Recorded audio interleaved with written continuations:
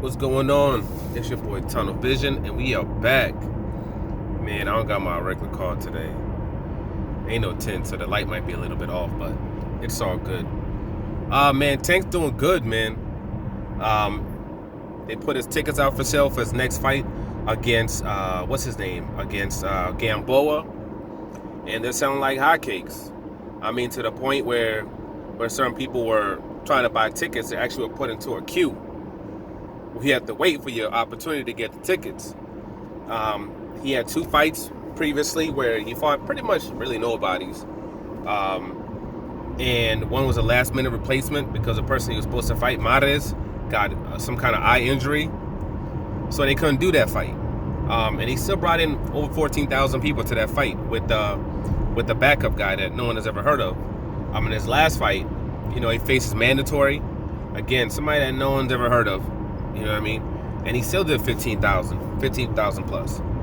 And on top of it, was 14 to 15,000. And on top of that, he did over 600,000 views on Showtime. Around 600,000 views on Showtime. So he keeps propelling upwards. He keeps moving upwards. People can say whatever they want about how Mayweather promotion is moving him, but they seem to know what he's doing. What they're doing. I guess when it comes to the progression of this kid. They were smart enough to wait out when he was having all these issues and these problems. They were smart enough to wait that, part of his life out, and forget what the fans were thinking, forget what everybody else was thinking. They were looking out for that kid, and he was going through a lot of turmoil, court cases, getting arrested here and there, situation with girls, all types of crazy stuff was going on with that kid. But they waited it out, and now he seems to be in a more calm, more relaxed, more chill space. And they're moving forward with his career. Couldn't make weight, and lost his belt. They put him in position to get another belt. And right now it looks like he might be in position, he's taking on the number 2 guy in the WBA. He's ranked number 1, and it's going to put him in the perfect position to be, what's his name's mandatory? To be Lomachenko's mandatory. And this is also part of why I said that Haney call-out made absolutely no sense whatsoever. This guy already has the bout. He's contractually already obligated to fight someone else. So why exactly are you calling him out for? Why exactly are you talking about fighting him for? It makes no sense. It's not like it could happen. You know what I mean? So that's why I kind of called it. I'm not going to call it cloud chasing because I think Devin Haney would fight him. But I think it's a situation where Eddie Hearn was like, hey, call out Tank Davis' name. You got to fight this week. He has the most buzz. You call out his name. Hey, you know what I mean? People are going to talk about it, especially he's going to answer you, and people will talk about this. It's going to bring light to your fight. So I think that's why he did it, because he wasn't talking about him at all before, and I guess his whole focus before was Lomachenko. So the thing is that, okay, so if Tank Davis are kind of moving into a direction where they're going to be going after Lomachenko in 2020 like they said they want to do, okay, then he shouldn't be coming after you then, if that's what they want to do. He's basically be doing the exact same thing that you were doing. You're not getting that fight anymore, so now you're looking at other options of other things that you can do later on, which again would make no sense because again, this kid just sold. He's gonna sell 15,000+ people are gonna come to watch that Gamboa fight. That Gamboa fight is gonna be lit, and he's doing this in different markets. It's not even like he's just doing it in one market. It doesn't matter where this kid goes in the country right now. That's how big he's basically gotten. It doesn't matter where he goes in the country right now. He's selling. He's absolutely selling. So, wherever he faces on pay-per-view, I believe he's probably going to do a pay-per-view this year. Regardless, I'm not sure what they're going to put him up there with, but I see him doing 300,000 plus pay-per-views. And he's putting himself in the position where when all the fights do come around, like let's say a Devin Haney, when it comes to like a Lomachenko, those fights, he's going to be in a position of power. Because that's the other thing that they're also doing.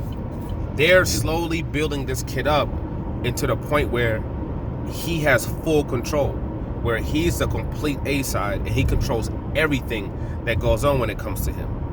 Like with the Devin Haney. Oh, why doesn't he just, because Devin Haney, he can't go to Showtime. He's in an exclusive deal with DAZN. So what? Oh, Tank's supposed to just go to DAZN now? And why would he do that? We saw what happened with the Golovkin fight, where in his last fight when he just lost, but they gave him the bout anyway. We saw the Taylor fight. What happened in that fight? the sketchiness. We saw the Jaime Munguia fight in his last fight that he lost, but they gave him the belt. So why would he put himself into that space? You have the leverage, you have the upper hand, but you're gonna give it up to put yourself into a sketchy situation. For what? When you don't have to. Oh, well, they're offering him a lot of money. All money's not good money. That's number one. And number two, when you're making good money, you're not gonna put yourself into a sucker position. You understand the long term. You know what I'm saying? Earl Spence got offered a lot more money by Top Rank, money up front, than he was offered by Al Heyman.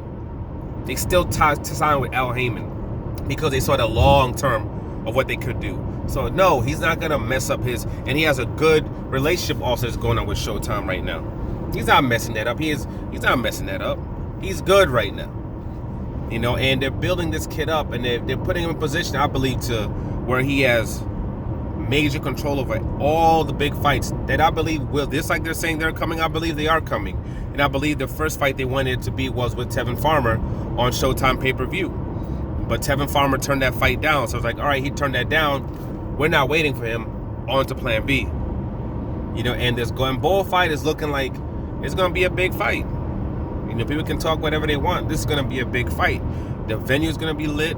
There's going to be an abundance of people there. There are going to be stars that are going to go over there. It's going to be lit. When it comes to star power, I think people are going to be shocked by the amount of stars that come up to that fight. How lit the atmosphere is going to be for that fight. It's going to be on a whole different level that people haven't seen for a minute. You know, so especially with people in that weight class. You know, and I think it's going to be one of the fights, and especially in 2020, I think it's going to basically solidify himself as the man. And I see the Devin Haney fight coming up later on, but why would you do that fight now? Go after Lomachenko, you know, get 3 belts, and then after you get those 3 belts, if he is the one that becomes if he does, you know, win the other belt from the Teofimo Lopez Comey winner, if he's able to beat them and get 3 belts, you get to fight Lomachenko for 3 belts later on in the year. And it looks like they might be trying to do maybe a pay-per-view with Santa Cruz. So cool, go do a pay-per-view with Santa Cruz. Show the power, you know, the star power that you have with this Santa Cruz fight. Then after that, you bring that up when you're trying to get that Lomachenko fight. You know, or you're able to bring that up when it comes to the Devin Haney fight, because you have the leverage. Like, yo, you want to fight me? Cool, but you're going to have to come here. I'm not going over there. You know, Lomachenko wants to fight him. He's going to have to come to Showtime. They're putting him in positions right now where he can command that. Where he can command that nah, you want this fight, you got to come to me, because I'm the money man. Because I'm the one that's bringing in the gates. Because I'm the one that's bringing in the major viewerships. And if one person says no, cool, on to the next person. And still do big things. Basically what they did with Earl Spence. You know? Earl Spence has all the power now. The only person that could have any kind of question or anything when it pertains to boxing in that weight class right now is Manny Pacquiao. Besides him, no one can say nothing to that boy. He derailed his plans a little bit with that car accident, but, you know, we'll see what happens with that. But, yeah, man. So, Tank's doing this thing, man. And that fight is going to be lit. Like, subscribe, share. On to the next one.